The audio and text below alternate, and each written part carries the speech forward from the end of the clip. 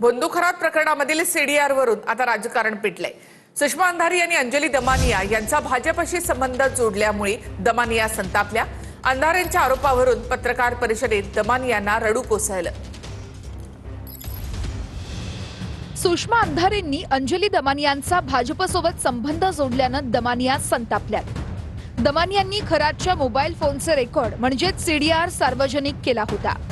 यामध्ये चाकणकर, एकनाथ शिंदे, चंद्रकांत पाटील, आशिष शेलार, सुनील तटकरे यांच्यात आणि खरातमध्ये किती वेळा कॉल झाले याची माहिती दिली होती।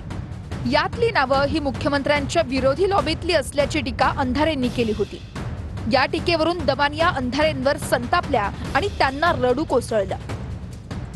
दमानिया, तुम्ही भाजपच्या अगदीच नावं घेतली नाही असं नाही, दोन लोकांची नावं घेतली, पण ती अँटी सीएम लॉबीतली चंद्रकांत पाटील आणि आशिष शेलारांची नावं आहेत। 31 मार्च 2018ला जयकुमार रावल याने या तीर्थक्षेत्राला क प्रवर्गाचा दर्जा बहाल केला, यावर तुम्ही का बोलत नाहीत? दमानिया, तुमचा लढा प्रचंड सिलेक्टिव्ह असतो, एव्हाना लोकांना कळलेला आहे। पुन्हा त्या कॉन्स्पिरसी थिअरी बाई ज्या आहेत ना, अंधारे बाई, त्या म्हणतात की त्यांनी अँटी सीएम लॉबी विरुद्धच केलं। अँटी सीएम लॉबी, तुम्हाला मी अख्खी लिस्ट देते सीएम लॉबीची, त्याच्यात एकही कॉल नाही त्याला, मी काय करू? नवीन घालू त्याच्यात? लगेच आपले उठून यायचं त्याच्यात तो भाजपचं एकही नाहीये, याच्यात अमुक पक्षाचं एकही नाही, जो उठतो तो पक्ष वाटेल ते बोलतो। नॉनसेन्स। मग काल बोलताना मी सिलेक्टिव्ह, तर मग मिलिंद नार्वेकरांचा नंबर आला, 8 कॉल आले, मागितले, तुम्ही मागणी केलीत त्यांच्या चौकशीची? काय बोलता तुम्ही अंधारे बाई? दमानियाबाई अमुक, दमानियाबाई तमुक, दमानियाबाई तुम्ही हे नाही केलं, दमानियाबाई तुम्ही ते नाही केलं। खड्ड्यात जाऊ दे तुमचे सगळे विचार, तुमच्या खिशात ठेवा। खरातचा सीडीआर दमानियांना कसा मिळाला? सीडीआर काढण्यावरही आणि सीडीआर मध्ये नाव आलेल्यांवर देखील कारवाई झाली पाहिजे अशी मागणी अंधारेंनी केली आहे। ज्याने सीडीआर काढले त्याची तर चौकशी झालीच पाहिजे की त्याला सीडीआर कसे मिळाले, पण ज्याचे सीडीआर निघालेत, कारण ज्या अर्थी दमानिया इतक्या वेळा म्हणतात त्या अर्थी दमानियांचं म्हणणं त्याच्यात काही तथ्य असेल, तथ्य नसेल तर दमानियांवर कारवाई होईल, पण तथ्य असेल तर ते दुर्लक्षित करण्यासारखं नाही। सीडीआर, जो सीडीआर म्हटलं जातंय, तो अंजली दमानियांनी मागवला होता का? की अंजली दमानियांनी पैसे घालून सीडीआर घेतला का? की अंजली दमानियांना मुख्यमंत्र्यांच्या ऑफिसकडनं मिळाला का? मला ज्या व्यक्तीकडनं आला त्यांनी मला आधी मेसेज केला की मला तुमच्याशी खरातांच्या विषयावर बोलायचंय, आणि जेव्हा मी म्हटलं हा बोला, तर ते म्हणे नाही कॉल करू का? म्हटलं नक्की करा। कॉलवर मला म्हणाला की माझ्याकडे खरातांचा सीडीआर आहे, जो मी तुम्हाला पाठवायला तयार आहे। आता हे म्हणाल्यानंतर त्यांनी मला दुसऱ्या नंबरवरनं तो सीडीआर पाठवला। संध्याकाळी जेव्हा रात्री बसलो निवांत तेव्हा मी तो बघितला। दुसऱ्या दिवशी सकाळी 7 वाजता पहिलं मी डीजींना कळवला, मुख्यमंत्र्यांना कळवला आणि तेजस्वी सातपुते मॅमना दिला। तर माझं कर्तव्य ॲज अ सिटीझन मी ताबडतोब केलं। एकनाथ शिंदे म्हणजे काही दुर्लक्षित करण्यासारखं नाव नाहीये, दीपक केसरकर हे दुर्लक्षित करण्यासारखं नाव अजिबात नाहीये, आणि या नावांच्या कडून जर कॉल होत असतील तर हे अत्यंत वाईट आहे। तेव्हा या सगळ्या नावांची चौकशी होणं तितकंच गरजेचं आहे, ते झालं पाहिजे, ते का होत नाहीये? कदाचित की यांचं काही शिंदेमध्ये आधीच असं आपण बातमी ऐकली होती की यांची आणि शिंदेची एकदा भेट झाली होती, त्यांच्या पक्षात त्या जाणार आहे असंही म्हटलं होतं, म्हणून अचानकपणे मी शिंदेचं नाव घेतल्यानंतर या थोड्या वर खाली झाल्या असं मला जाणवलं, आणि जे मी बोलते मी चुकीचंही असेल कदाचित। दरम्यान सीडीआर काढण्याचा अधिकार पोलिसांव्यतिरिक्त कोणालाही नाही असं फडणवीसांनी सांगितलं होतं। सीडीआर काढणाऱ्यांची चौकशी केली जाईल असंही फडणवीस म्हणाले होते। पहिली गोष्ट तर अशी आहे की अशा प्रकारचा सीडीआर हा प्राप्त करून घेण्याचा कोणालाही अधिकार नाही। तो फक्त या ठिकाणी जी काही जांच एजन्सी आहे, जे तपास करतायत त्यांनाच तो अधिकार आहे। त्यामुळे असा हा सीडीआर कशा पद्धतीनं लीक झाला, तो कोणी लीक केला, या संदर्भातली चौकशी राज्य सरकार करेल। एकंदरीत दमानियांनी काढलेल्या खरातच्या सीडीआरनं राजकारण चांगलंच पेटलंय। अजितदादांच्या अपघाताच्या दिवशी बंदुखरातच्या मोबाईलवर पैशांच्या व्यवहाराचे 19 मेसेज आले होते असा दावा अंजली दमानियांनी केलाय। दरम्यान अजितदादांच्या अपघाताशी खराचा संबंध आहे का असा सवाल त्यावर रोहित पवारांनी केलाय. अजितदादांच्या अपघातादिवशी भोंदूखराच्या मोबाईलवर पैशांच्या व्यवहाराच्या अनेक मेसेज आल्याचा खळबळजनक दावा अंजली दमानी यांनी केलाय. बारामतीत 28 जानेवारीला अजितदादांचा विमान अपघातात मृत्यू झाला होता.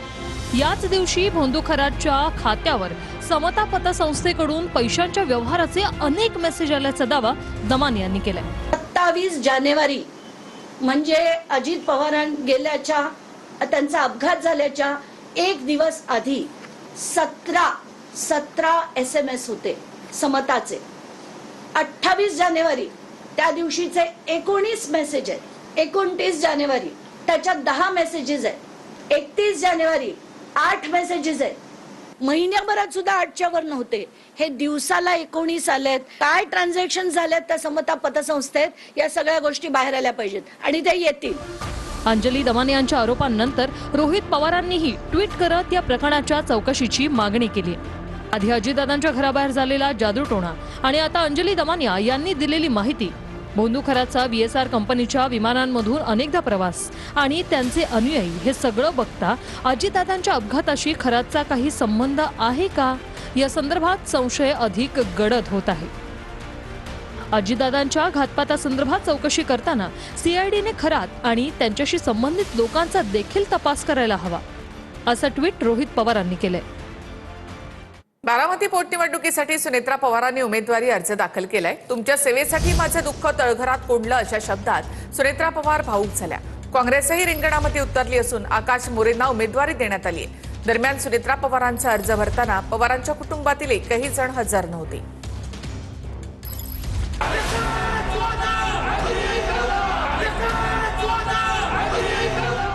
बारामती पोटनिवडणुकीसाठी उपमुख्यमंत्री सुनेत्रा पवार यांनी उमेदवारी अर्ज दाखल केलाय.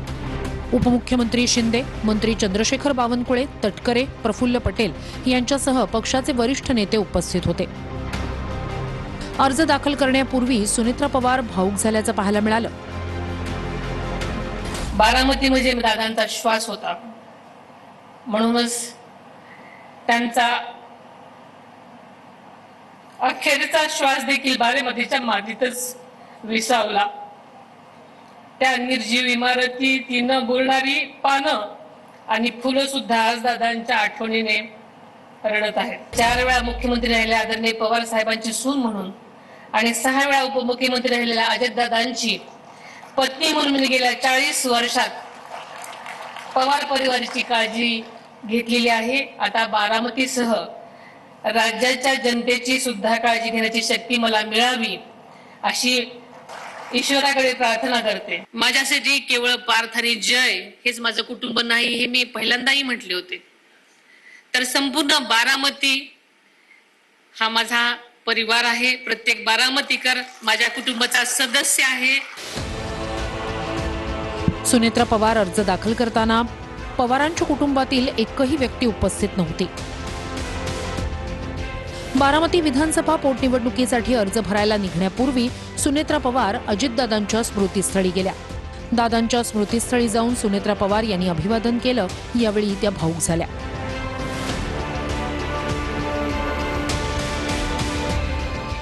याआधी सुनेत्रा पवार यांनी काटेवाडीत जाऊन अजितदादांच्या मातोश्रींचे आशीर्वाद घेतले. दुसरीकडे काँग्रेसही बारामती पोटनिवडणुकीच्या रिंगणात उतरली. सुनेत्रा पवार यांच्या विरोधात काँग्रेसकडून आकाश मोरे यांनी उमेदवारी अर्ज दाखल केलाय. मी आता फॉर्म भरलेला आहे. मला सपकाळ साहेबांनी काल सांगितलं फॉर्म भर, आपल्याला लढायचंय, आपल्याला लोकशाही जागृत ठेवायची. मंत्री दत्तात्रय भरणे यांच्या भेटीनंतर लक्ष्मण हाके यांनी बारामती पोटनिवडणुकीतून माघार घेतली. तर बारामती पोटनिवडणुकीसाठी करुणा मुंडे यांनी उमेदवारी अर्ज दाखल केलाय. बिनविरोधचा सवाल होत नाही, क्योंकि लोकशाही आहे. लोकशाहीमध्ये सगळ्यांना लढण्याचा हक्क आहे. त्याच्यासाठी आज मी मुंबईमधून इकडे येऊन आज मी फॉर्म भरत आहे आपल्या पक्षाच्या माध्यमातून. राजकारणामध्ये लागणारी परिपक्वता पार्थ पवारांकडे आहे की नाही मला माहिती नाही. खासदार पार्थ पवारांनी काँग्रेसवर टीका केल्यानंतर शरद पवारांनी ही प्रतिक्रिया दिली. बारामतीची निवडणूक बिनविरोध करण्याचं कारण नाही असं पवार म्हणाले. शरद पवारांनी पार्थ पवारांना टोला लगावला. राजकारणातली परिपक्वता पार्थ पवारांकडे आहे की नाही हे माहीत नाही असं पवार म्हणालेत. बारामतीत काँग्रेसनं उमेदवार दिल्यानंतर पार्थ पवारांनी काँग्रेसवर टीका केली होती. काय करायचं ते काँग्रेसला कळायला पाहिजे. काँग्रेसमध्ये सगळे मोठे लोक आहेत. काय चाललंय ते सर्वांना माहिती आहे. काँग्रेसनं उमेदवार देण्याचा विचार केला असेल तर करू द्या, पण काँग्रेसला महाराष्ट्रात नंतर काय त्रास होईल ते दिसेलच, असं पार्थ पवार म्हणाले होते. यावर विचारलेल्या प्रश्नावर पवारांनी टोला लगावला. राजकारणामध्ये महत्वाचे धोरणात्मक क्षेत्र करायला एक प्रकारची परिपक्वता लागते. ती कितपत आहे हे आज मी सांगू शकत नाही. विंडोर द्या ही मागणी करण्याचं काही कारण नाही. तिथल्या एका बॅनरवर तुमचाही फोटो आहे. माझा असेल तर ते चुकीचं आहे. राहुरी पोटनिवडणुकीसाठी अर्ज भरण्याच्या शेवटच्या दिवशी एक मोठा ट्विस्ट आला. रवींद्र चव्हाण विखेंच्या भेटीनंतर प्राजक्त तनपुरे यांनी राहुरी पोटनिवडणुकीमधून माघार घेतली. राहुरीमध्ये अक्षय कर्डिले विरुद्ध गोविंद मोकाटे असा सामना रंगेल. राहुरी विधानसभा पोटनिवडणुकीसाठी अर्ज भरण्याच्या शेवटच्या दिवशी मोठा ट्विस्ट पाहायला मिळाला.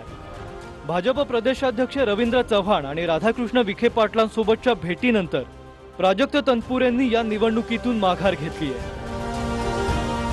तर शरद पवारांच्या राष्ट्रवादीकडून आता राहुरी पोटनिवडणूक गोविंद मोकाटे लढणार आहेत. पवारांच्या राष्ट्रवादीने राहुरी विधानसभा पोटनिवडणुकीसाठी 2 AB फॉर्म पाठवले होते. पवारांच्या पक्षाचे जिल्हाध्यक्ष संदीप वरपेंच्या उपस्थितीत गोविंद मोकाटे यांनी उमेदवारी अर्ज दाखल केला.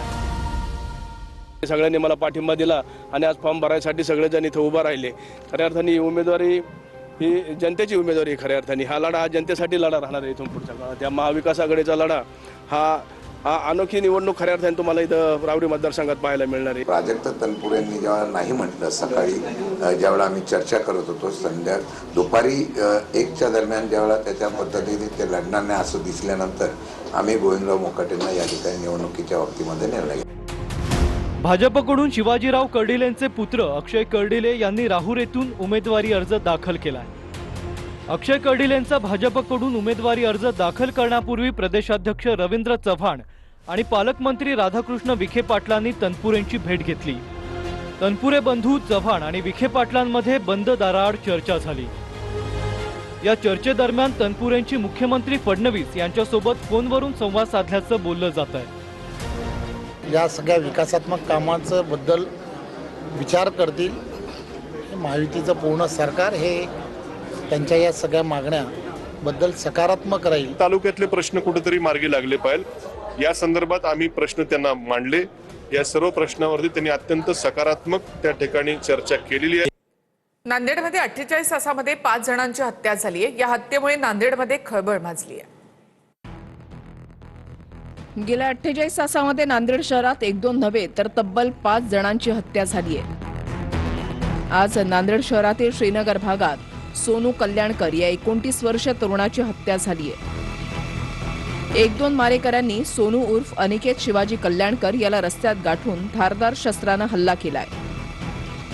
सोनू कल्याणकरच्या हत्येचं कारण अद्याप अस्पष्ट आहे. सोनू कल्याणकरवर 3 वर्षांपूर्वीही जीवघेणा हल्ला झाला होता.